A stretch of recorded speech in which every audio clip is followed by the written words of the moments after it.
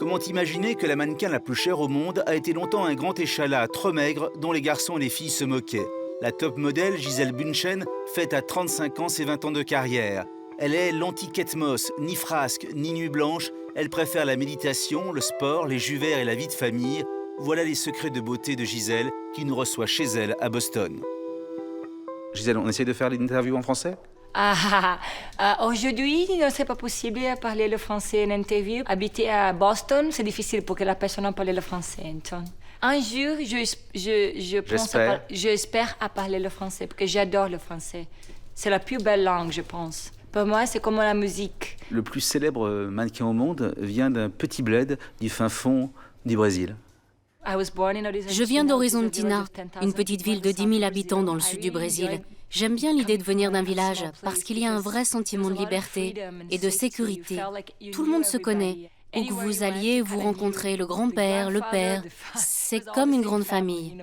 Vous avez tellement grandi que vous avez grandi très vite et vous êtes devenu très vite un grand échalas. À 14 ans, vous étiez très grande. À 14 ans, j'avais la taille que j'ai aujourd'hui. 1,80 m, vous imaginez? Quand tout le monde est plus petit que toi, tu dois vivre avec le fait que les gens se moquent de toi tout le temps.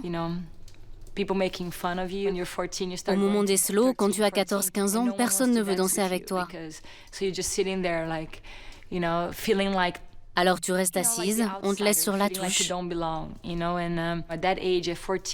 Et à cet âge-là, tu commences à être attirée par les garçons.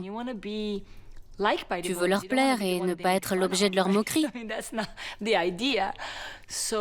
J'étais contente quand on m'a proposé de devenir mannequin à l'âge de 14 ans, car j'avais enfin le droit d'être grande. C'était bien aussi d'être maigre. Vous allez être repéré par un concours élite et à 14 ans, vous allez quitter vos 5 sœurs, dire au revoir à papa et maman et partir. Je viens d'une famille modeste. Quand je suis partie, mon père m'a donné $50 et j'ai dû faire 28 heures de bus pour rejoindre São Paulo, une ville de 22 millions d'habitants par rapport aux 10 000 habitants de mon village. Je n'avais jamais pris seul un bus ou un métro de ma vie. Quand je suis arrivée, j'ai ouvert mon sac et mon portefeuille ne s'y trouvait plus. Je n'avais plus d'argent, plus de carte d'identité, plus rien.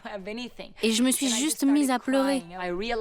Et là, j'ai réalisé que je n'étais plus à Horizontina, que maintenant je rentrais dans un nouveau monde. J'avais 14 ans, j'étais seule et je devais grandir. Et la petite blédarde ne savait rien de la vie, rien de la mode. Vous êtes arrivé à Paris, vous saviez même pas que Karl Lagerfeld existait, vous l'avez découvert comme ça. La mode était un univers inconnu pour moi. J'allais au casting en jogging et en Birkenstock. Et quand il faisait froid, je mettais même des chaussettes avec mes Birkenstock. Je me rendais pas compte. Vous avez commencé une carrière de façon assez modeste, on vous a pas repéré tout de suite. Vous avez même dit que vous aviez un nez un peu trop grand, que vous aviez une mâchoire un peu trop forte pour faire ce métier-là. Oui, parce que mes traits sont assez marqués.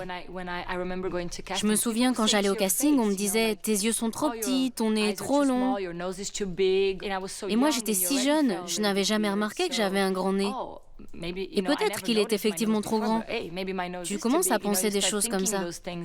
Et je me souviens de mon père au téléphone qui me disait « Si quelqu'un te dit que ton nez est trop grand, tu lui dis que c'est parce que tu as une grande personnalité. » J'ai fait plus de 40 castings. J'arrivais, je montrais mon book et les gens ne regardaient même pas mon visage. Ils me disaient « Ciao, au revoir ». Parce que c'était une époque différente.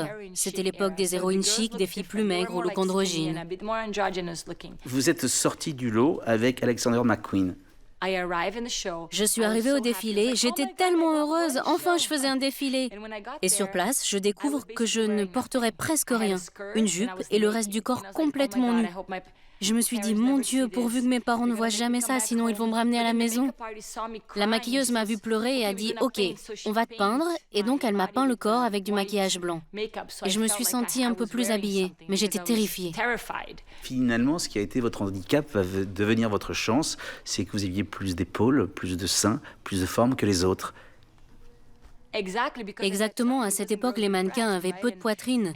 La mienne était généreuse, j'étais plus voluptueuse. J'ai fait la une du Vogue américain qui titrait « Le retour des mannequins sexy ». Et à ce moment-là, tout a changé. Alors que personne ne voulait de moi, le lendemain, tout le monde voulait travailler avec moi. Et vous êtes devenue la mannequin la plus chère au monde. Je ne sais pas. On lit quelque part que vous auriez pu amasser 386 millions de dollars pendant ces 20 années. C'est dément comme chiffre. Je n'oublie pas que je viens d'un milieu très modeste. Pour moi, ce métier, c'était la possibilité de faire de l'argent et d'aider ma famille. À mes débuts, j'envoyais de l'argent à la maison. J'ai toujours été fière de ça. Alors que Kate Moss est une icône rock'n'roll et qu'on la voit quelquefois avec des cernes faisant la fête la nuit, vous êtes une mannequin qui boit des jus verts, comme si la cocaïne avait été remplacée par les jus verts. J'ai toujours eu peur de la drogue, parce que j'ai vu à quel point les filles qui en prenaient pouvaient changer. Moi, j'ai voulu prendre soin de mon corps, je me suis mise au yoga, et ça a entraîné une modification de mon mode de vie. J'ai réalisé que mon corps était mon temple, et que je devais en prendre soin, car ce que je mange, ce que je pense, ce que je lis, tout a une influence, et je dois faire les bons choix. Donc vous vous levez à 5 heures le matin. Je me lève à 5 heures du matin, car c'est le moment le plus serein où personne n'est encore réveillé chez moi. C'est le seul moment où je peux méditer et simplement me sentir connectée. Quand je ne fais pas ça, ça ne se passe pas bien. Par exemple, si je suis fatiguée et que je me lève en même temps que les enfants, vers 6 heures, aussitôt c'est « je veux manger, je veux ci, je veux ça ». Alors que si j'ai le temps de me recentrer, d'être en paix, tout change autour de moi. Les enfants sont plus calmes, l'ambiance est plus paisible, plus détendue. La beauté n'est pas éternelle et les mannequins le savent peut-être plus que les autres femmes. Vous avez 20 ans de carrière, vous avez 35 ans. Comment vous imaginez vieillir dans ce métier? Je pense que la beauté physique, un jour, disparaîtra.